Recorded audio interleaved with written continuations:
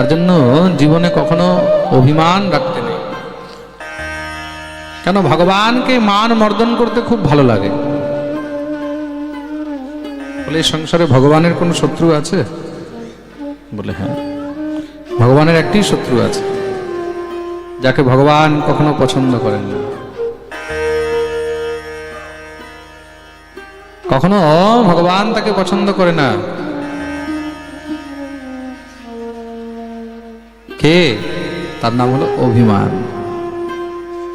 তার নাম হলো অভিমান। অভিমান হলো ভগবানের সব থেকে বড় শত্রু।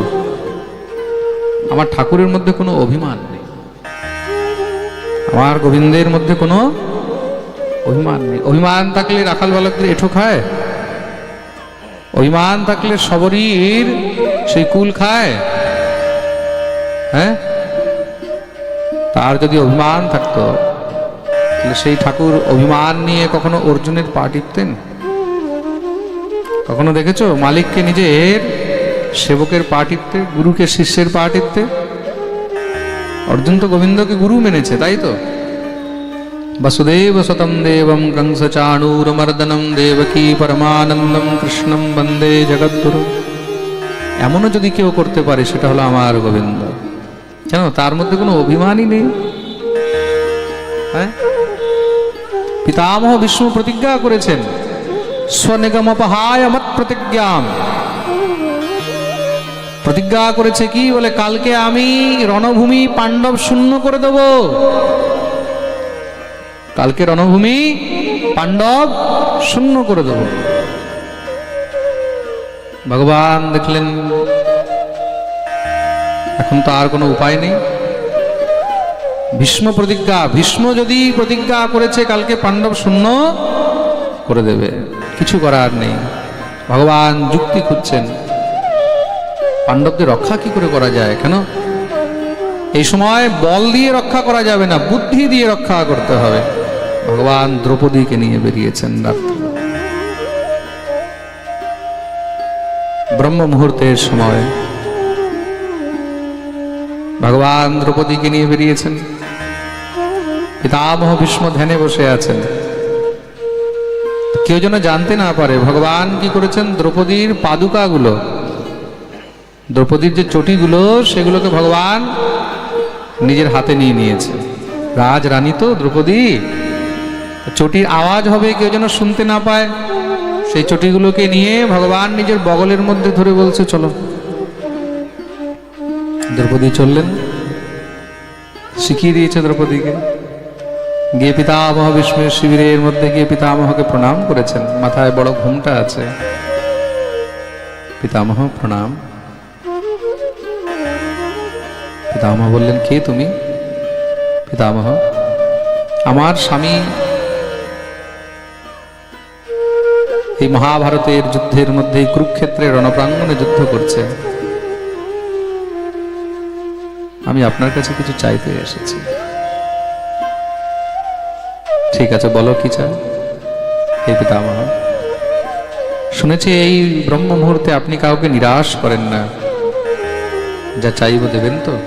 বলে আচ্ছা ঠিক আছে। আপনার চরণে শুধু একটি প্রার্থনা, এই যুদ্ধের মধ্যে আমার স্বামীকে আপনি মারবেন না। পিতামহ ভীষ্ম বললেন, আচ্ছা যা, তোর স্বামীকে আমি অভয় দিলাম, কিন্তু তোর স্বামী কে? আমার পঞ্চপতি, আমার পঞ্চপতি, আমার 5 পতি।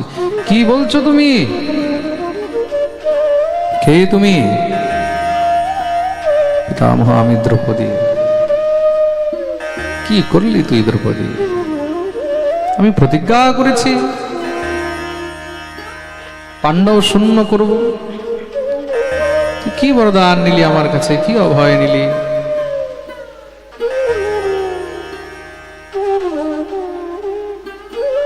দ্রৌপদী বলছেন, হে পিতামহ, আপনি কথা দিয়েছেন। দ্রৌপদী কথা বলছে আর বারবার শুধু খালি বাইরে দরজার দিকে তাকাচ্ছে। পিতামহ বললেন, কে আছে ওখানে?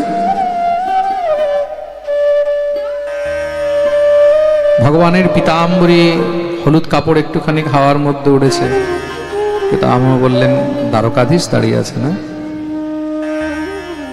হ্যাঁ পিতামহ। সঙ্গে সঙ্গে উঠে দ্বারে গেলেন, দ্বারকাধীশকে দেখেছেন।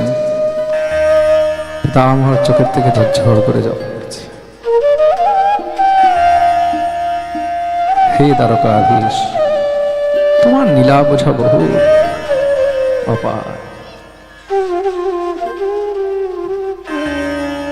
এই বুদ্ধি তুমিই দিয়েছ দ্রৌপদীকে, তাই না?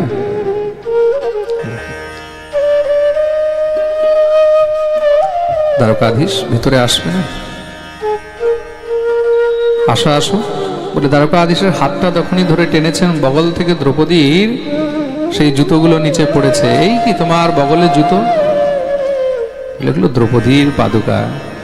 পরে আসলে আওয়াজ হতো, হয়তো 2-4 জন আরো চলে আসতো। কেউ যদি চিনে ফেলে, আহা, ধন্য তুমি দ্বারকাধীশ। তুমি যাকে রক্ষা করতে চাও, তুমি তার জন্য কি না করো। দ্রৌপদী চ পরিত্রাতা येन कौरव कश्मलात् पालिता गोप सुंदरयः स कृष्णः क्वापि नो गतः। দ্রৌপদীর জুতোগুলো ভগবান নিজের বগলের মধ্যে নিয়ে চলছে। বিচার করা যায়। प्रबल प्रेम के पाले पड़कर प्रभु को नियम बदलते देखा। अपना मान टले टल जाए, भक्त का मान न टलते।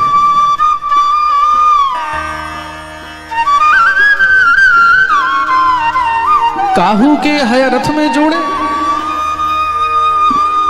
প্রেমের বশীভূত হয়ে সে কার রথ নিয়ে চলছে, সারথি হয়ে আছে। কার জুতোগুলোকে বগলে নিয়ে চলছে, কার পা টিপে দিচ্ছে, কার এঁঠো খেয়ে নিচ্ছে। কোনো অভিমান নেই তার মধ্যে।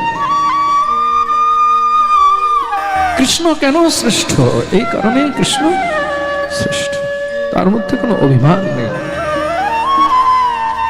যেখানে বিধির সমস্ত মার্গ শেষ হয়ে যায়, যেখানে বেদ মার্গ, নিয়ম, নিষ্ঠা সব শেষ হয়ে যায়, সেখান থেকে গোবিন্দের প্রেমের রাস্তা শুরু হয়। তার থেকে বড় প্রেমী এই সংসারে কেউ নেই।